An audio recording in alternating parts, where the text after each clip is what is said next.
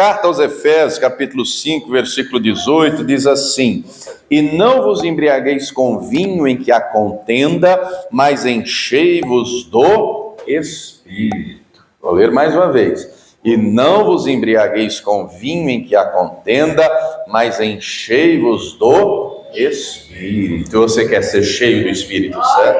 E Ele quer te encher também. Eu vou ler mais uma vez, você repete após mim. Vamos lá. E não vos embriagueis com vinho em que há contenda, mas enchei-vos do Espírito. Você crê que o Senhor vai falar conosco? Então, por gentileza, coloque tua Bíblia sobre o teu assento. Vamos dar para Ele, para a sua palavra, melhor salve de palmas que seja Deus. Feche os seus olhos, aplaudindo, vá glorificando. Senhor, nosso Deus e Pai, Deus bendito, santo e todo-poderoso, nos reunimos, ó Deus, para te cultuar, para te adorar, para exaltar e glorificar o teu santo nome. A tua igreja agora te aplaude e te glorifica. Abre os céus agora e receba o louvor da tua igreja. E por essa mesma abertura, vai derramando a tua graça, a tua bênção, a tua virtude e o teu poder. Ninguém veio aqui ouvir o homem falar, o homem não tem nada a dizer, todos viemos ouvir a tua voz, a tua palavra. Tome agora os lábios do pregador, a boca do mensageiro, que de mim o Senhor cresça, remova toda barreira, todo obstáculo e envie a tua palavra com poder e autoridade, e que a tua palavra agora vá e produza o resultado para qual está sendo enviada, em nome do Senhor Jesus. Diga amém, Senhor. Tome o teu assento, por gentileza, preste muita atenção, não se distraia. Se você trouxe caneta e papel, tome nota de tudo o que vai ouvir e aprender. Amém? Muito bem.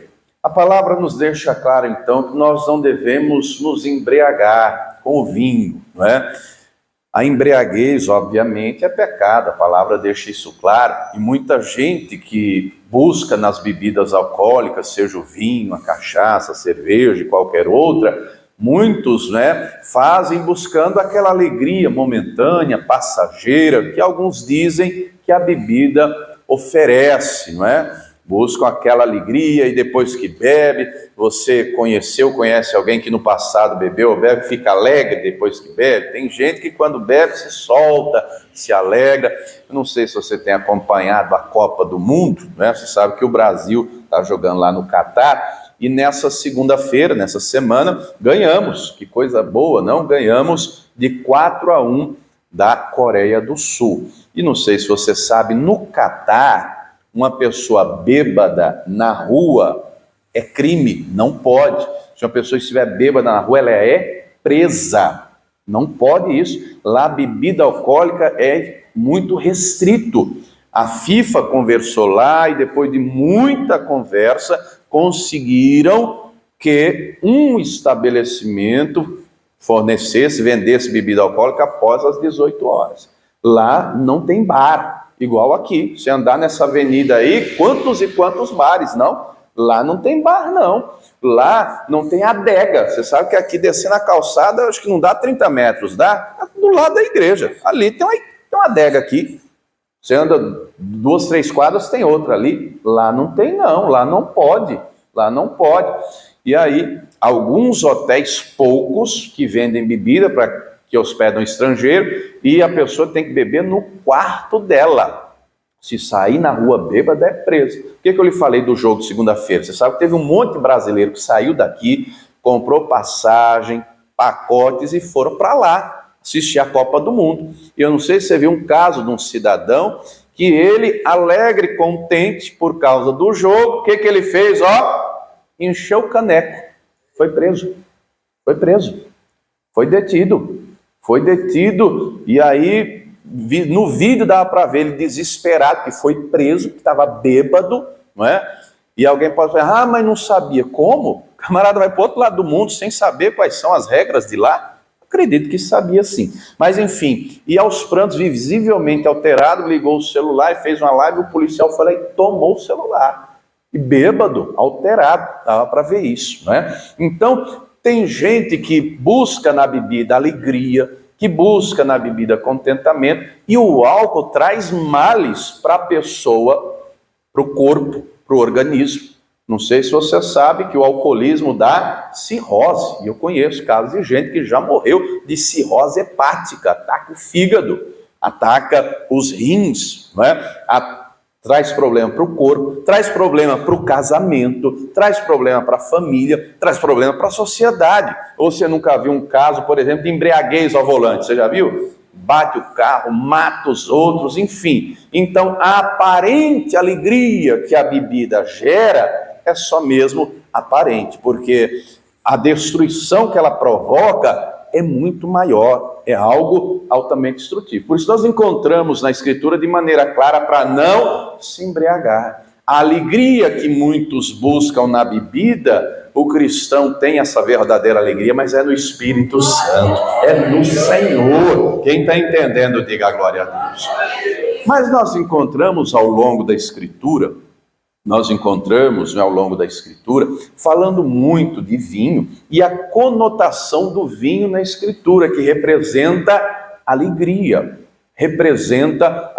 E o vinho naquela parte do mundo, em Israel, é algo cultural. Nós encontramos na Bíblia falando que Noé plantou uma vinha. Nós encontramos, isso lá no livro de Gênesis capítulo 9, encontramos em Gênesis 14, quando Melquisedeque vai a Abraão, ele leva pão e vinho. Nós encontramos, por exemplo, quando o Senhor Jesus celebra a ceia, ele serve pão e vinho. Então, o vinho, compreenda que é algo cultural deles. Não estamos falando de embriaguez, tá? Estamos falando, por exemplo, o vinho está para eles como o café está para nós. Quando alguém vai na sua casa, além de água, se oferece o quê, hein? Café. Porque o café é uma das bebidas de toda a casa no Brasil. Não sei se você sabe, o nosso país é o maior produtor de café do mundo há 150 anos.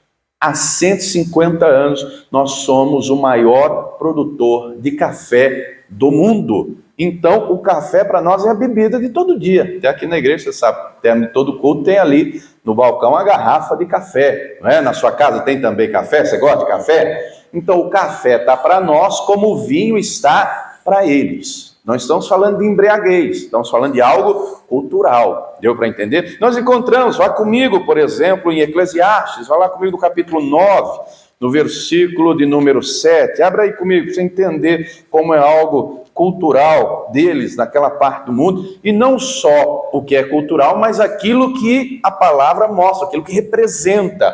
Eclesiastes 9, versículo de número 7.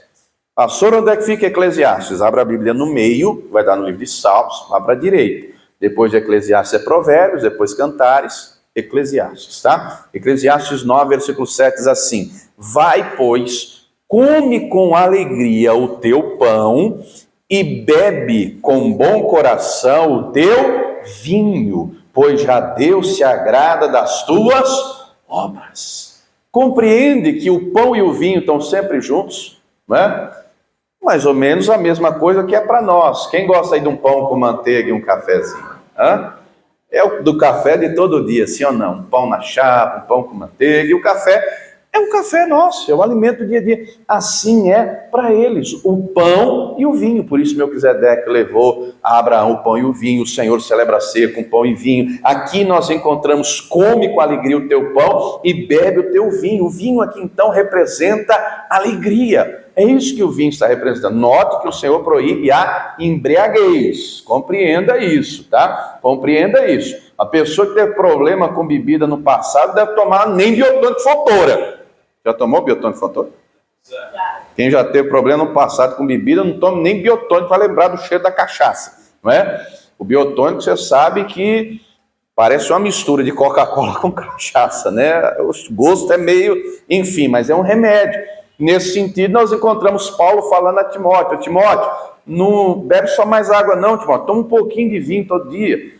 Será que Paulo está incentivando Timóteo a embriaguez? Claro que não. Ele está falando do vinho, hoje já é provado cientificamente, tem propriedades medicinais, que é bom para o estômago. Quem está entendendo até aqui, diga amém. Só que o vinho representa algo mais. O vinho representa alegria. Aqui representa a atuação do Espírito Santo no nosso coração. Então, há momentos na nossa vida que a alegria falta, sim ou não? há momentos de angústia, há momentos de luta, há momentos de preocupação, não é? Inclusive, não é por acaso, vai comigo em João capítulo 2, que o primeiro milagre do Senhor Jesus, o primeiro, João capítulo 2, você lembra qual foi?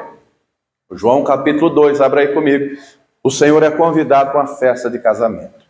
E a festa de casamento naquela época, abre aí, João capítulo 2, nós vamos ler o versículo de número 3. A festa de casamento naquela época não durava algumas horas como hoje, né? Não sei se você já foi recentemente em festa de casamento, mas via de regra é 4, 5 horas. Já fui em casamento de manhã, já fui em casamento meio-dia, já fui em casamento à tarde, já fui em casamento à noite, mas dura algumas horas, né? E para planejar uma festa, você sabe que hoje tudo se planeja com antecedência. Então, a primeira coisa que tem que saber qual é? Quantidade de pessoas. Quantas pessoas vão? 10, 20, 50, 100, 200, 500? De acordo com a quantidade de pessoas, você planeja a quantidade de comida, de salgado, de refrigerante e assim por diante, o bolo, os doces, enfim. Só que nesse tempo aqui, a festa não durava horas, a festa durava dias. 7. Imagina sustentar 7 dias essa turma comendo e bebendo. Tinha que ter muita comida, tinha que ter muita bebida. Você encontrou João capítulo 2? O versículo 3 diz, e faltando o quê? O vinho.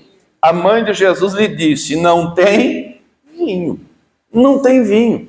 Então é uma festa de casamento, que constrangimento. Está se celebrando o início de uma nova família e começar logo com escassez, com falta. Embora o texto não diga de quem foi a responsabilidade, ou quem não calculou, ou quem deixou faltar, fato é, houve um problema, não tinha vinho. Mas Jesus estava lá. Diga para a pessoa que está do teu lado, Jesus estava lá. Diga, Jesus estava lá. E onde Jesus está, maravilhas acontecem.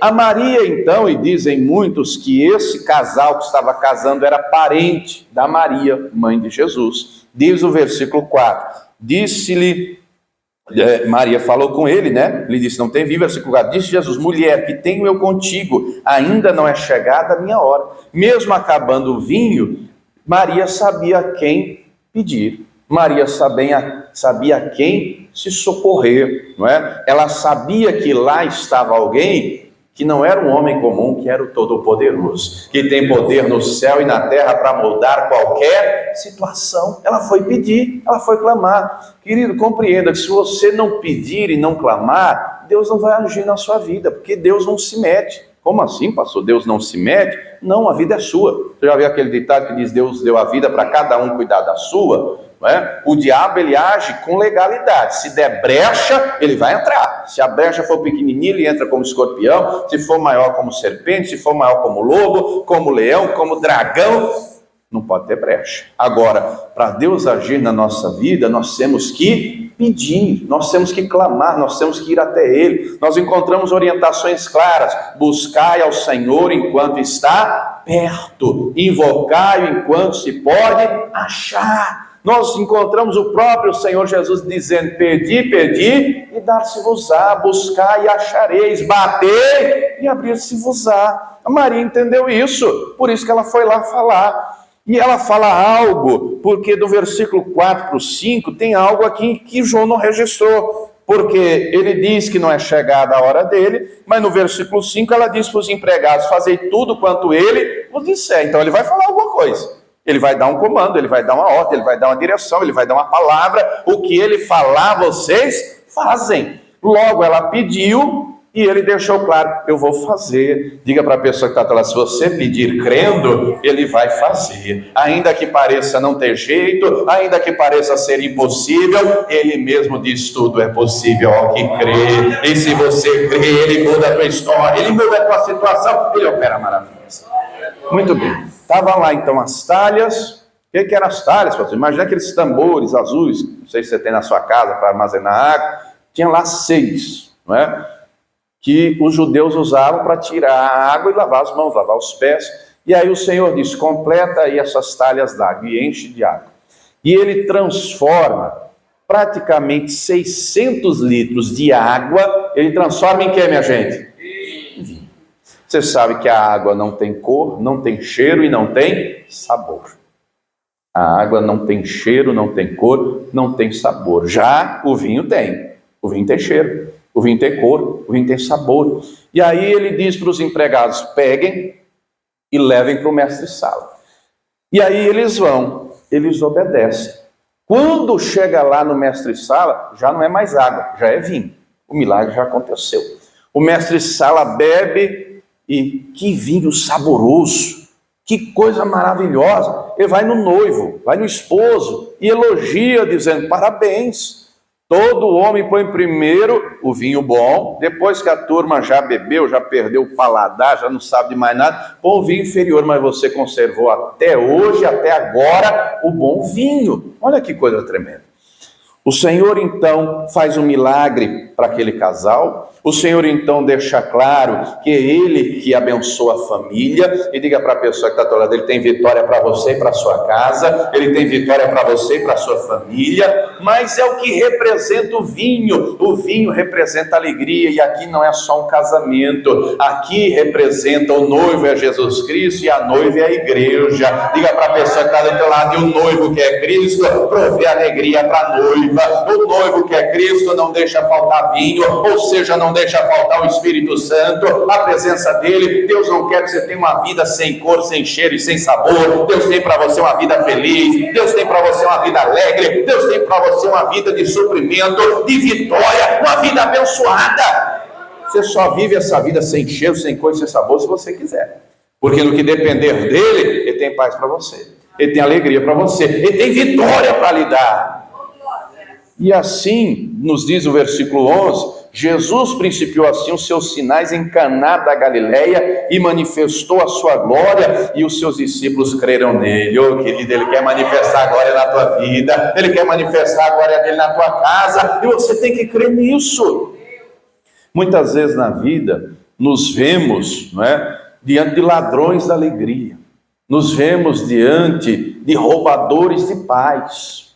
Nos diz, vamos ver aqui, vai lá comigo no Salmo 34, olha o que nos diz aqui o salmista: enfrentamos lutas, enfrentamos adversidades, a palavra diz isso, o próprio Senhor Jesus disse isso. Vá comigo, Salmo 34, versículo 19, está escrito assim: muitas são as aflições do justo, mas o Senhor o livra de todas. Então, na vida teremos aflições, teremos angústias, e elas virão, mas a questão é como lidar com isso, como lidar. Você se programa para bater o carro, e tem um prejuízo aí, que fundiu o motor do carro? Você se programa para ficar doente e passar um mês internado?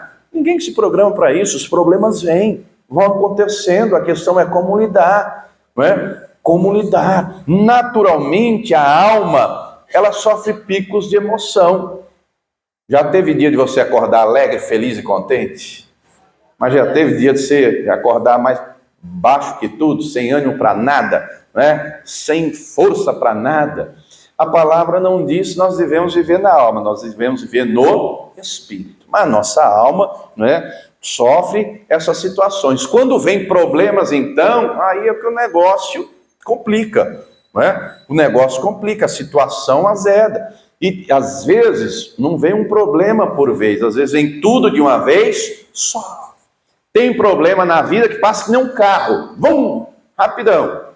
Tem outros que é que nem uma pessoa andando, mas está andando, está indo. Mas tem outro que é passo de tartaruga, ó, bem devagarinho. Como é que se mantém? Como é que se mantém? Você acha que Deus quer que o povo dele viva à base de remédio? O Rivotril é o remédio mais vendido do país, você sabe disso, né? Antidepressivo. Vivemos numa geração em que muita gente, não é pouca não, milhares estão depressivas. Deus tem para nós paz, minha gente, Deus tem para nós alegria, Deus tem para nós uma vida abençoada. Agora nós temos que querer, e nós temos que buscá-lo, nós temos que clamar a Ele, nós temos que nos encher do Espírito Santo. Diga para a pessoa que está atrás: você tem que beber do Espírito.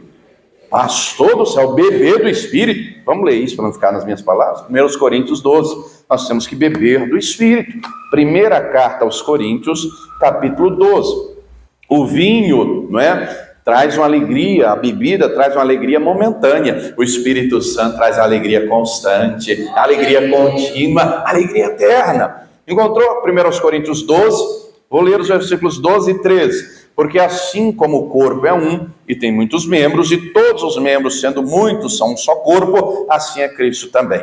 Pois todos nós somos batizados em um Espírito, formando um corpo, quer judeus, quer gregos, quer servos, quer livres, e todos temos bebido de um Espírito, querido. E aí você pode beber do Espírito Santo, e você pode se encher e se encher, porque quando você se enche, ele te fortalece, ele te renova, ele traz força, ele traz refrigério na alma, ele traz paz no coração, ele levanta e coloca lá em cima. Quem está entendendo, diga glória a Deus. E quando nos entregamos a ele, as demais coisas ele faz.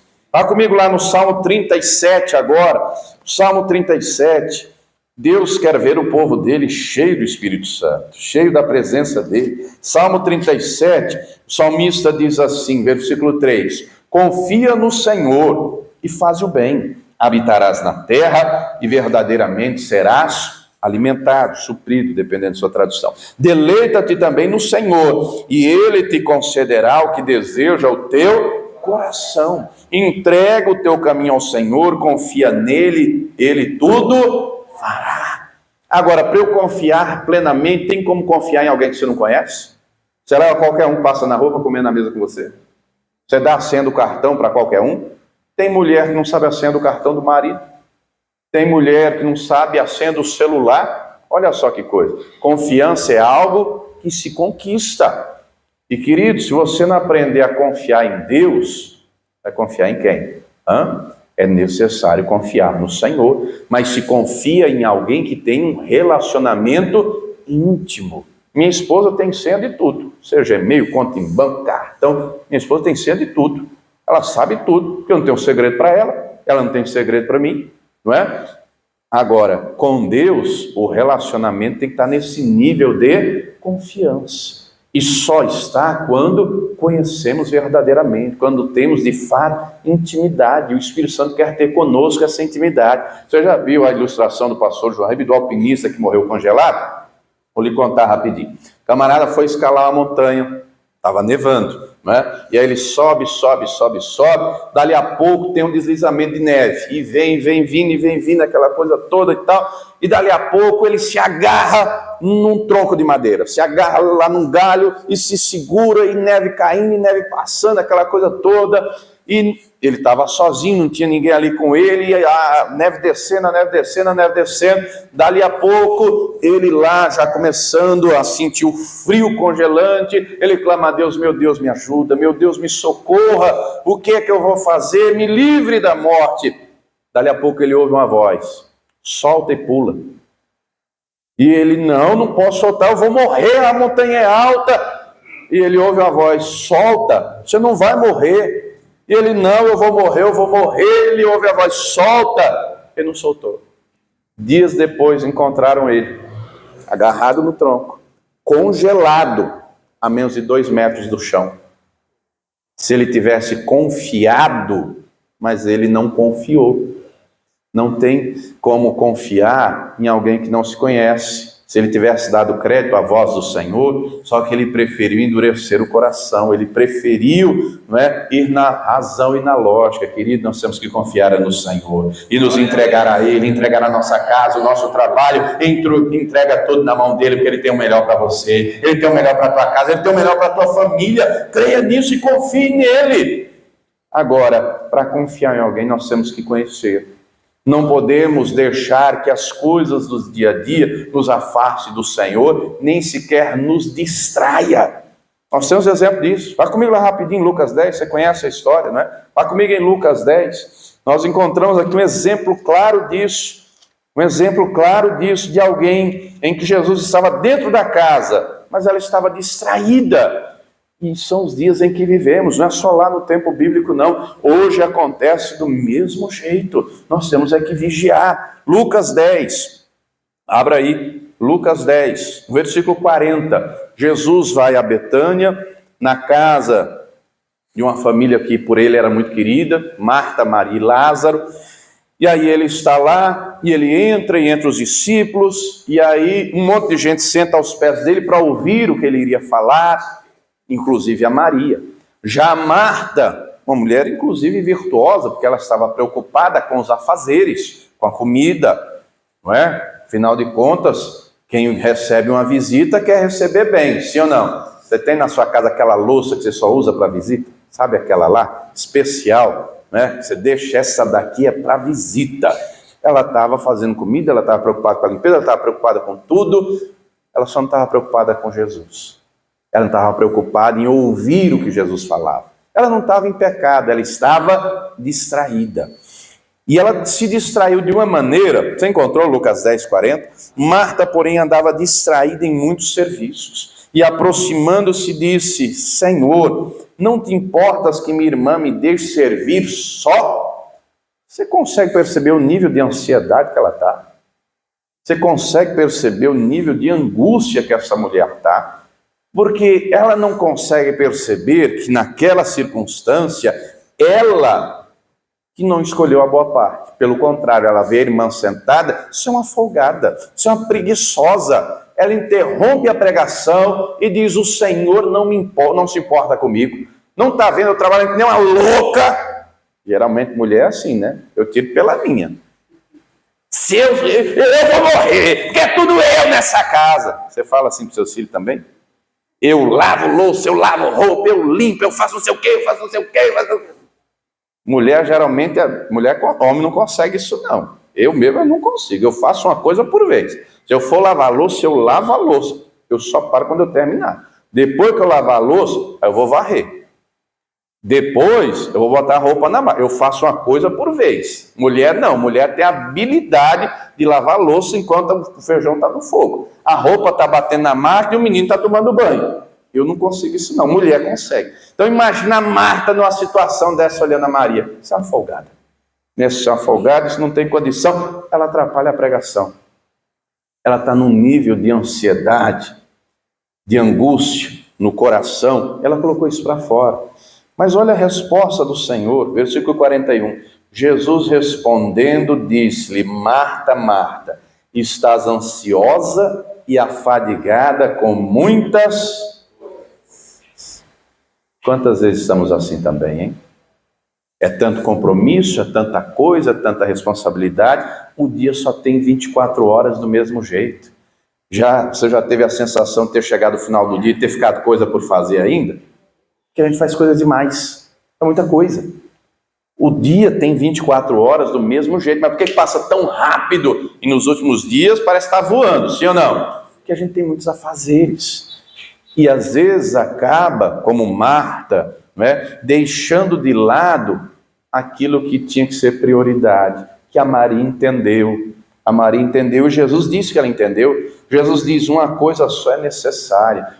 Queridos, quando damos prioridade ao que tem prioridade, as demais coisas vão se encaixar, as demais coisas vão ter o seu lugar, as demais coisas vão estar no seu devido tempo. Jesus diz: Maria escolheu a boa parte, a qual não lhe será tirada. Maria estava aos pés do Senhor, Maria ouvia a palavra e o coração dela enchia de fé. Maria ouvia a palavra, ela estava no esconderijo do Altíssimo, debaixo das asas do Onipotente, e à medida que ela ia ouvindo a palavra, o Senhor fortaleceu o coração dela. Querido, Deus quer eu e você nesse lugar, nesse ambiente, na presença dEle, onde há paz, onde há alegria, onde há refrigério, onde nos enchemos da presença e da glória dEle. Você consegue ver isso na sua vida? Você consegue ver a Marta e a Maria que habitam em você? Pastor, mas eu sou homem, eu também. Mas às vezes eu vejo a Marta em mim e a Maria em mim. Quando eu me encho mais, eu busco mais, não é? Quando eu dou a prioridade devida. Pastor, mas tem dia que você é igual a Marta? Tem, irmão. Tem dia que eu estou igual a Marta. A Marta estava dentro de casa, Jesus estava lá ou não estava? Mas eu estou aqui na igreja, mas é tanto a fazer, é tanta coisa, você não faz ideia, não é? Para tudo isso aqui, tudo isso acontecer, em primeiro lugar, Deus. Em segundo lugar, quem é o responsável aqui? Eu. É muito a fazer. E eu não posso me distrair. Qual é o foco principal? A presença dEle, a glória dEle, a comunhão dEle, a palavra dEle. Você já reparou quando você se enche do Espírito Santo, como as coisas fluem? Como as coisas acontecem. Você já reparou o inverso? Quando não se enche, parece que tudo está travado, emperrado, nada acontece. Você percebe isso ou não? Querido, nós temos que escolher a boa parte. E a boa parte é se encher do Espírito Santo. Porque quando nos enchemos, nós temos alegria verdadeira. Quando nos enchemos, Ele mostra: esse problema você vai resolver assim, essa situação você vai fazer desse jeito. Aí Ele vai guiando, Ele vai conduzindo, Ele vai dando direção, Ele vai indo à frente, Ele vai movendo gente, Ele vai abençoando, Ele estende a mão, Ele opera, Ele acrescenta. Agora, nós temos que dar prioridade ao que tem prioridade. E a prioridade é se encher do Espírito Santo. Salmo 27, versículo 4, vá lá comigo. Salmo 27, versículo 4, diz assim: uma coisa pedi ao Senhor e a buscarei. Você encontrou o texto? Que coisa é essa? Que possa morar na casa do Senhor todos os dias da minha vida, para contemplar a formosura do Senhor e aprender no seu templo. Olha só, querido, querida, hoje eu e você somos a casa, eu e você somos a morada do Senhor, a morada do Espírito Santo. Diga para a pessoa que está ao teu lado: Ele habita em você, e se você o buscar, você vai se encher da presença dEle, da glória dEle. Ele vai te direcionar em tudo, mas vai chegar o tempo que Ele vai nos levar para nós habitarmos com Ele lá na glória. Quem está entendendo, diga glória a Deus. Só que hoje nós temos que dar essa prioridade. O mundo vive num ritmo frenético, você percebe isso? Umas coisas acontecem, as notícias, as situações, os eventos, é algo muito rápido. Hoje, com a tecnologia, por exemplo, a Copa é lá do outro lado do mundo, a gente assiste ao vivo. Ele é aconselhante no YouTube, tem um canal que transmite ao vivo, tá? Passou uma rede, não vai na rede não, vai no canal do YouTube, essa rede aí, deixa ela para lá. Transmite ao vivo do mesmo jeito, mas é lá do outro lado do mundo a Copa, a gente assiste ao vivo. Com a globalização, a tecnologia, está tudo muito rápido, e até o nosso pensamento acaba, sim ou não? Acelerando, isso gera ansiedade. Por quê? Nós queremos que tudo aconteça, e aconteça, rápido. E Deus não faz as coisas no nosso tempo, Ele faz no tempo dEle. Quando nos enchemos do Espírito Santo, Ele abre os nossos olhos para compreendermos: eu vou fazer, não no seu tempo, no meu. Eu não atraso, eu capricho, eu vou fazer o melhor para você. Nós vemos isso na vida do José, que soube esperar o tempo de Deus. Teve angústia? Teve luta? Teve sofrimento? Teve perseguição? Mas ele esperou o tempo de Deus. No tempo de Deus, aquilo que foi tristeza, foi angústia, se tornou alegria, se tornou bênção, se tornou vitória. Nós vemos Davi, que foi perseguido, que sofreu calúnia, que teve risco de morte, mas ele esperou o tempo de Deus. Ele teve a oportunidade de matar Saul, mas não matou. Ele mesmo vai dizer: quem sou eu para tocar no ungido do Senhor? No tempo certo, Deus colocou ele no trono. No tempo certo, Deus o honrou. E assim, querido, Deus vai te dar descanso, refrigério, alegria, paz, vai te fortalecer, vai te sustentar. E no tempo certo, essas vitórias chegarão para você glorificar o nome dEle. Agora, nós temos que todos os dias contemplar a formosura do Senhor. Nós temos que aprender dEle. No templo, sim, aqui também, não é? Se você vier, nós temos 3 cultos por semana, quarta, sexta e domingo. Se você vier os 3, você vai passar aqui em média, 4 horas e meia, 5, 6 no máximo. Se vier os 3 cultos, um dia só tem 24 horas. Multiplica na semana quantas horas tem.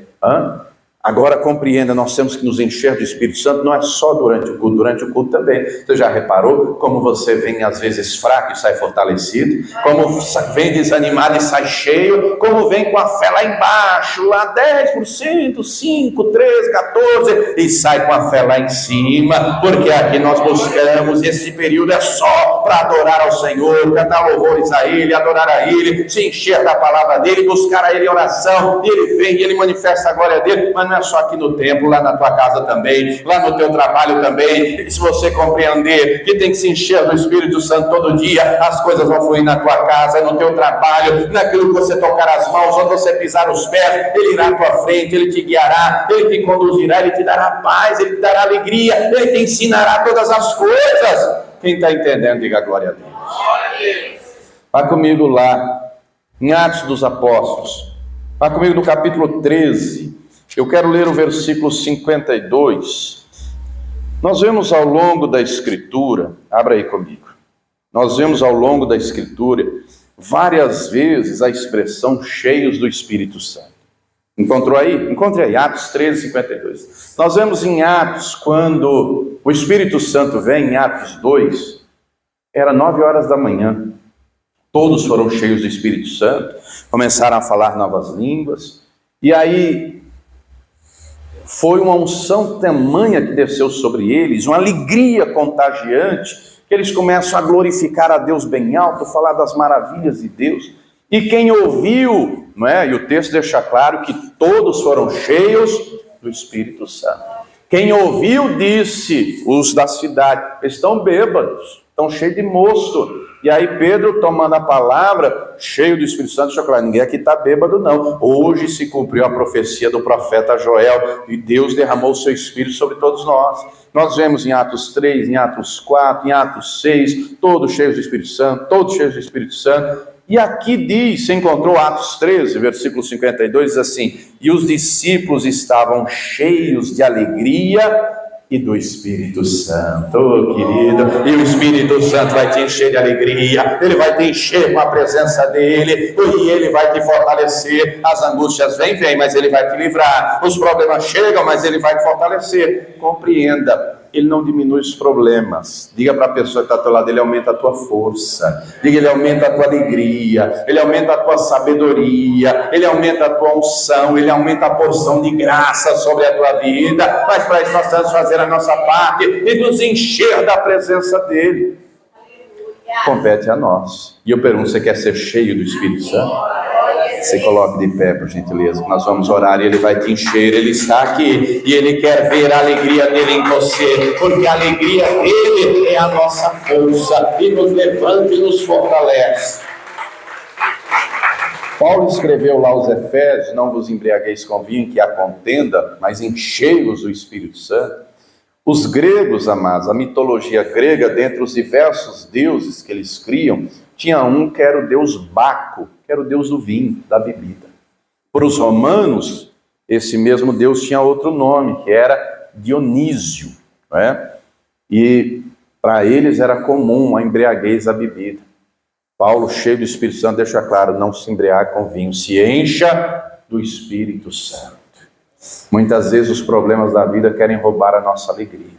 Muitas vezes as lutas, as dificuldades querem roubar a nossa paz. Muitas vezes as situações querem nos colocar para baixo.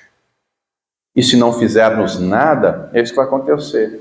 O que Deus espera que façamos? Buscar a Ele, clamar a Ele, se encher da presença dEle. Na presença dEle tem alegria de verdade.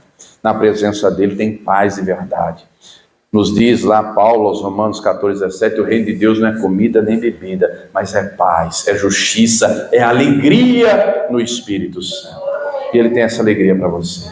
Ele tem esse renovo para você, Ele tem esse fortalecimento para a tua vida. E Ele tem vitória também. Porque quando buscamos a Ele em primeiro lugar, as demais coisas Ele acrescenta. É tempo de se encher do Espírito Santo.